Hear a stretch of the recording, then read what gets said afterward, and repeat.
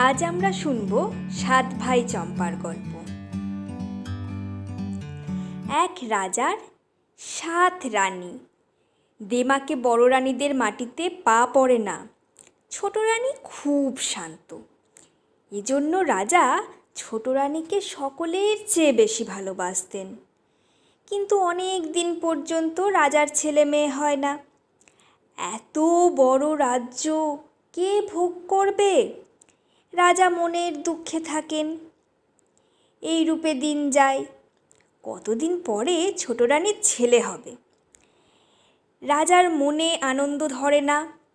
পাইক পেয়াদা ডেকে রাজা রাজ্যে ঘোষণা করে দিলেন, রাজা ভাণ্ডার খুলিয়া দিয়েছেন, গণ্ডা মিঠাই মণি মানিক যে যত পারো এসে নিয়ে যাও। বড় রানীরা হিংসায় জ্বলে মরতে লাগলো।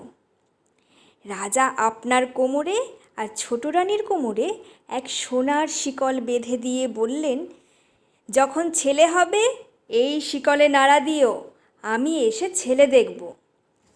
বলে রাজা রাজদরবারে গেলেন। ছোট রানীর ছেলে হবে, আতুর ঘরে কে যাবে? বড় রানীরা বললেন, আহা, ছোট রানীর ছেলে হবে তা অন্য লোক দেব কেন, আমরাই যাব। বড় রানীরা আতুর ঘরে গিয়েই শিকলে নাড়া দিলেন। অমনি রাজসভা ভেঙে ঢাক ঢোল বাদ্য নিয়ে মণি মানিক হাতে ঠাকুর পুরুত সাথে রাজা এসে দেখেন কিছুই না। রাজা ফিরে গেলেন। রাজা সভায় বসতে না বসতে আবার শিকলে নাড়া পড়ল। রাজা আবার ছুটে গেলেন। গিয়ে দেখেন এবারও কিছু না। মনের কষ্টে রাজা রাগ করে বললেন, ছেলে না হতে আবার শিকলে নাড়া দিলে আমি সব রানীকে কেটে ফেলব। বলে রাজা চলে গেলেন। একে একে ছোট রানীর ৭টি ছেলে, একটি মেয়ে হলো। আহা, ছেলে মেয়েগুলি যে চাঁদের পুতুল, ফুলের কলি। আঁকুপাকু করে হাত নাড়ে পা নাড়ে, আতুর ঘর আলো হয়ে গেল। ছোট রানী আস্তে আস্তে বললেন, দিদি, কি ছেলে হলো, একবার দেখালি না? বড় রানীরা ছোট রানীর মুখের কাছে রঙ্গভঙ্গি করে হাত নেড়ে নথ নেড়ে বলে উঠল, ছেলে না হাতি হয়েছে, ও আবার ছেলে হবে। কটা ইঁদুর আর কটা কাঁকড়া হয়েছে। শুনে ছোট রানী অজ্ঞান হয়ে পড়ে গেলেন। নিষ্ঠুর বড় রানীরা আর শিকলে নাড়া দিল না। চুপি চুপি হাঁড়ি সরা এনে ছেলে মেয়েগুলোকে তাতে পুড়ে বাঁশ কাদায় পুঁতে ফেলে এলেন। এসে তারপরে শিকল ধরে টান দিল। রাজা আবার ঢাক ঢোল বাদ্যি নিয়ে মণি মাণিক্য হাতে ঠাকুর পুরুতের সাথে এসে হাজির হলেন। বড় রানীরা হাত মুছে মুখ মুছে তাড়াতাড়ি করে কতকগুলি ব্যাঙের ছানা ইঁদুরের ছানা এনে দেখালো। দেখে রাজা আগুন হয়ে ছোট রানীকে রাজপুরীর বাইরে বের করে দিলেন। বড় রানীদের মুখে হাসি আর ধরে না। পায়ের মলের বাজনা থামে না। সুখের কাঁটা দূর হলো। রাজপুরীতে আগুন দিয়ে কোঁদল সৃষ্টি করে ৬ রানীতে মনের সুখে ঘর সংসার করতে লাগলো। পোড়া কপালি ছোট রানীর দুঃখে গাছ পাথর ফাটে, নদী নালা শুকোয়। ছোট রানী ঘুটে কুড়ানি দাসী হয়ে পথে পথে ঘুরতে লাগলেন। এমনি করে দিন যায়।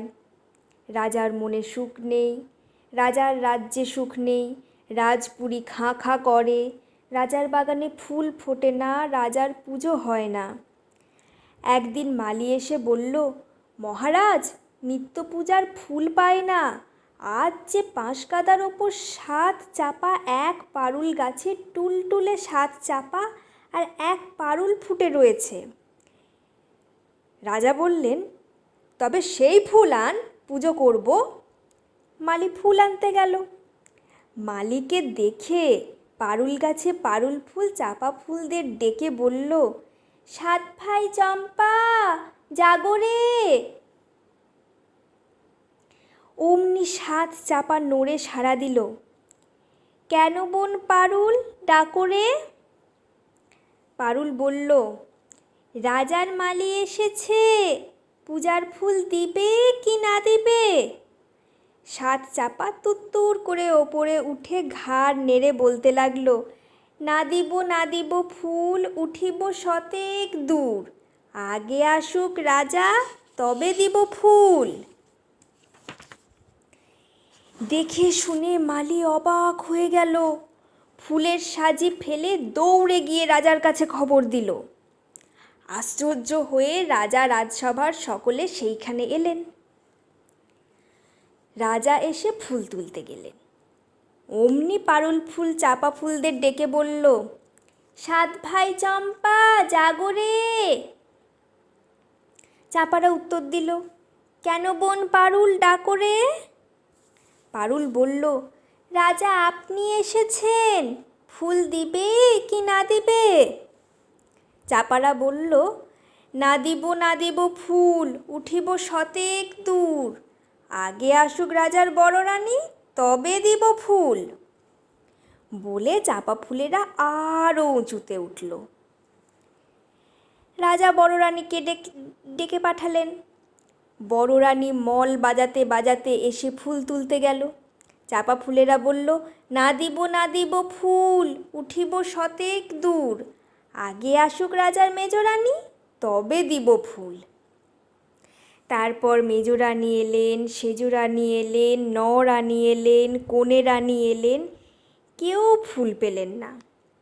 ফুলেরা গিয়ে আকাশে তারার মতো ফুটে রইল। রাজা গালে হাত দিয়ে মাটিতে বসে পড়লেন। শেষে রানী এলেন। তখন ফুলেরা বলল, না দিব ফুল, উঠিব শতেক দূর, যদি আসে রাজার ঘুঁটে কুড়ানি দাসী তবে দিব ফুল।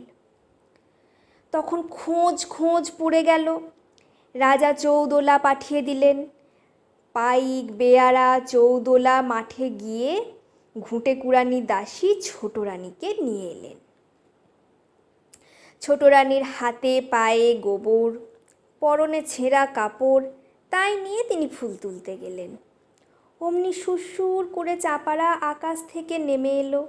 পারুল ফুলটি গিয়ে তাদের সঙ্গে মিশল।